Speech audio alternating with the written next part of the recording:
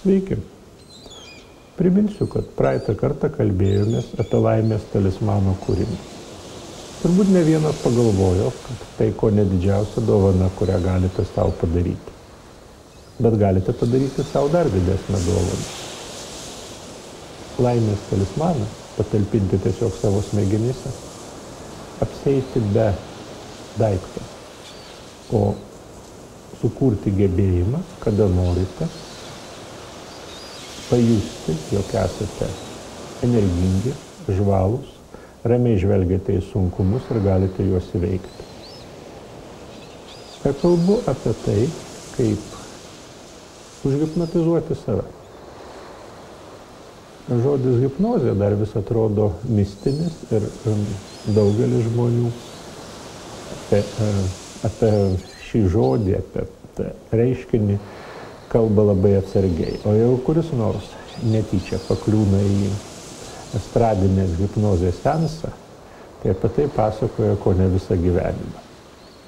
Iš tikrųjų, hipnozė tai yra stipri saviįtaigos būsena.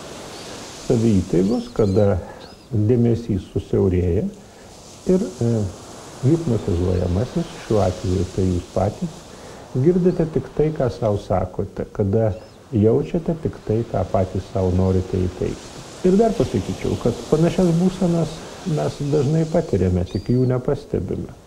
Paprastas klausimas. Šiandien važiuojant į darbą ir grįžtant iš jo, jeigu nevairavote, galbūt dalis kelio tiesiog dingo iš jūsų atminties. Tai reiškia, kad tuo metu jūs apie kažką galvojate, apie kažką kitą, apie kažką daug svarbesnį. Ta patį pastebėsit peržvelgę visą savo dieną. Kai kurie laiko momentai tarsi iškrenta iš jūsų atminties, todėl kad jūsų dėmesys tuo metu buvo nukreiptas į kitus dalykus, ne į tai, kas vyksta aplinkui. Kažką panašaus galima padaryti ir sąmoningai. Taigi, pirmiausia, reikia pasirinkti, ką norėtumėte savo įteikti. Atrodytų labai paprastas dalykas, bet žmonės dažnai daro klaidas. Pavyzdžiui, jeigu turite finansinių problemų ir bandysit savo įteikti, kad jų nėra, tai ką pasieksite? Pasieksite, kad jų tarsi nepastebėsite, bet problemos liks.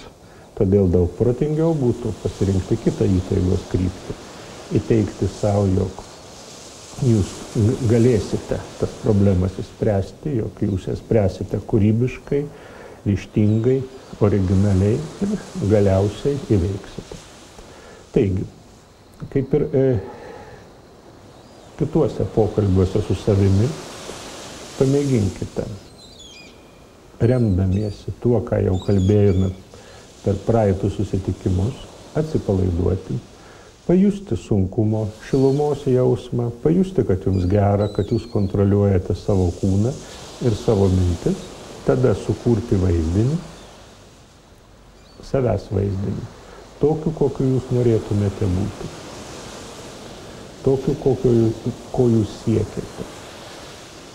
Ir įsivaizduoti, kaip tas sėkmingesnis jūs įveikia problemą. Čia labai svarbu, kad kalbantis su savimi nenaudotumėte neiginių, nes pasąmonės vaizdinių lygyje nėra neiginių. Kalboje, žodžiais mes galim pasakyti, kad ko nors nenorime, galime pasakyti, kad ko nors nėra, o vaizdinių tuo nepasakysite. Pajuokausiu, jeigu dabar paprašyčiau jūsų negalvoti apie žalią varlytę, tai esu įsitikinęs, kad ko ne visi tą žalią varlytę šokinėjančią pievą ir pamatė. Nors dar prieš akimirką apie tai negalvojo. Užteko pasakyti negalvokite. Todėl ir savo, kalbėdamiesi su savimi, nenaudokit neiginių, nes neiginys iš pradžių sukuria vaizdinį, o po to jums reikia pastangų jį panaikinti. Atrodo paprasta, o todėl galima ir pamėginti. Mėginkite.